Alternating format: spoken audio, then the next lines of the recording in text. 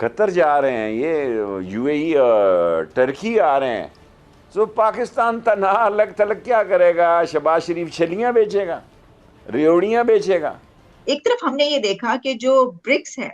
اس میں یہ کہا گیا کہ کوئی 20 کنٹریز ایسی ہیں کہ جو اس کی ممبرشپ لینا چاہتے ہیں، اس میں شامل ہونا چاہتے ہیں، اس کے اوپر دیکھا جا رہا ہے کہ وہ کون سے کنٹریز ہیں اور ان کو شامل کیا جائے گا۔ اس میں بھی پاکستان نہیں شامل ہونے کے لیے کوئی ممبرشپ نہیں۔ بے تحاشا مہنگائی کا جو عوام کو سامنا کرنا پڑ رہا ہے اور ملکی معیشت دیوالیہ ہونے کے دہانے پر کھڑی ہوئی ہے کہ جی اس میں انڈیا ہے، تو یہ میں نے کہا تھا کہ ایک وقت ایسا آئے گا کہ آپ کو اس دنیا میں کوئی فورم ایسا ملے گا ہی نہیں جس میں انڈیا نہیں ہوگا۔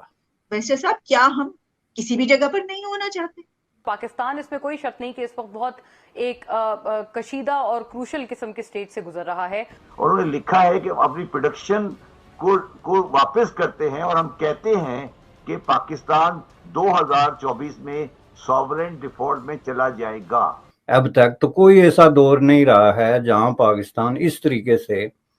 بالکل الگ تھلگ، بلکہ دیوار سے لگانا جس کو کہتے ہیں۔ یعنی یار بکواس کی آپ انتہا دیکھیے، معذرت کے ساتھ میں الفاظ استعمال نہیں کرنا چاہ رہا، روشنیوں کا شہر کی راکی واسطیں آ رہی ہیں، 20 اپلیکیشنز آ گئی ہیں، لیکن انٹرسٹنگلی اس لسٹ میں پاکستان کا نام نہیں ہے۔ ایک طرف ہم نے یہ دیکھا کہ جو برکس ہے اس میں یہ کہا گیا کہ کوئی 20 کنٹریز ایسی ہیں کہ جو اس کی ممبرشپ لینا چاہتے ہیں، اس میں شامل ہونا چاہتے ہیں، اس کے اوپر دیکھا جا رہا ہے کہ وہ کون سے کنٹریز ہیں اور ان کو شامل کیا جائے گا۔ اس میں بھی پاکستان نہیں شامل ہونے کے لیے کوئی ممبرشپ نہیں، کوئی انٹرسٹ نہیں، ایسے ہی لگ رہا ہے۔ اور اسی کے ساتھ ہم یہ دیکھ رہے ہیں کہ ہمارے ہمسایہ ملک میں جو ایس یو ہے وہاں پر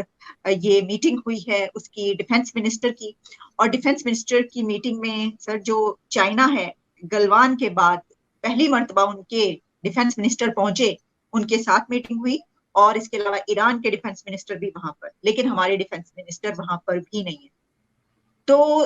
ویسے صاحب کیا ہم کسی بھی جگہ پر نہیں ہونا چاہتے؟ یہ جو ایشو ہے جی یہ بہت کمپلیکیٹڈ ہو گیا ہے، کیونکہ آپ کو بار بار ایک اپارچونیٹی ملتی ہے کسی طرح کی کمیونیکیشن کا چینل کھولنے کے لیے، جس میں کہ اس سے پہلے گلوبل ساؤتھ کے حوالے سے کانفرنس ہوئی، اس سے پہلے اور بعد میں کانفرنسز ہوتی رہی، اور اس میں آپ محض اس لیے شریک نہیں ہونا چاہتے کہ جی اس میں انڈیا ہے، تو یہ میں نے کہا تھا کہ ایک وقت ایسا آئے گا کہ آپ کو اس دنیا میں کوئی فورم ایسا ملے گا ہی نہیں جس میں انڈیا نہیں ہوگا۔ اب اس میں جس طرح آپ نے پہلا سوال اٹھایا تھا برکس کا، برکس بھی ایک فورم ہے جیسا کہ لوگ جانتے ہیں، جس میں برازیل، رشیا، چائنا یہ ملا کے تو ایک بہت بڑا فورم بنتا ہے۔ اب ساؤتھ افریقہ بھی اس میں ہے، اور یہ ایک انتہائی پاورفل قسم کا فورم اس لیے ہے کہ یہ جو پہلی جو موسٹ ڈیولپ دنیا ہے، اس کے بعد سیکنڈ نمبر پہ جو بہت زیادہ فاسٹسٹ گروئنگ اکانومیز رکھنے والے جو ملک ہیں، اور فیوچر کی جو پولیٹیکل اور اکنامک لینڈسکیپ چینج کرنے والے جو ملک ہیں، وہ اس میں شامل ہیں۔ وہ اپنی آبادی، اپنی پروڈکشن، اپنا انڈسٹریل ڈیولپمنٹ، ان چیزوں کے حوالے سے کنسیڈر ہوتے ہیں، تو وہ بھی ایک امپارٹنٹ فورم ہے۔ اور اس میں جیسا کہ انہوں نے کہا کہ درخواستیں آ رہی ہیں، 20 اپلیکیشنز آ گئی ہیں، لیکن انٹرسٹنگلی اس لسٹ میں پاکستان کا نام نہیں ہے۔ اب اس پہ جو ہے ایک تو اس کا جواز سیدھا ہے کہ ظاہر ہے پاکستان کی اکانومی جس طرح کی جو ہے انسپیکیبل قسم کی سچویشن کا شکار ہے، اور جو ملک جو ہے وہ بینکرپسی اور ڈیفالٹ کے درمیان گھوم رہا ہے، اور جو محض اپنے ڈیٹس پہ جو ہے وہ انٹرسٹ پے کرنے کے لیے سٹرگل کر رہا ہے ڈے بائی ڈے، ظاہر ہے وہ اس طرح کے کسی فورم سے کلیم بھی نہیں کر سکتا کہ جی آپ ہمیں اس کا حصہ بنائیں، چونکہ اس کے لیے میرٹس ہوتے ہیں۔ اکنامک ڈیولپمنٹ کیا ہے، آپ کے انڈیکیٹرز کیا کہہ رہے ہیں، آئندہ 5 سال میں آپ کی جو ہے وہ کیا پریڈکشنز ہیں کہ آپ کی اکانومی کا سائز، آپ کیا چیزیں پیدا کر رہے ہیں، کیا کر رہے ہیں۔ تو ان سب معاملوں میں پہلی بات یہ ہے کہ ظاہر ہے پاکستان کوالیفائی نہیں کرتا۔ دوسری بات یہ ہے کہ ان چیزوں کے لیے لیڈرشپ کی ضرورت ہوتی ہے۔ پاکستان میں جس کو آپ لیڈرشپ کہتے ہیں، وہ افراد کے مختلف گروہ ہیں جو آپس میں دست و گریباں ہیں۔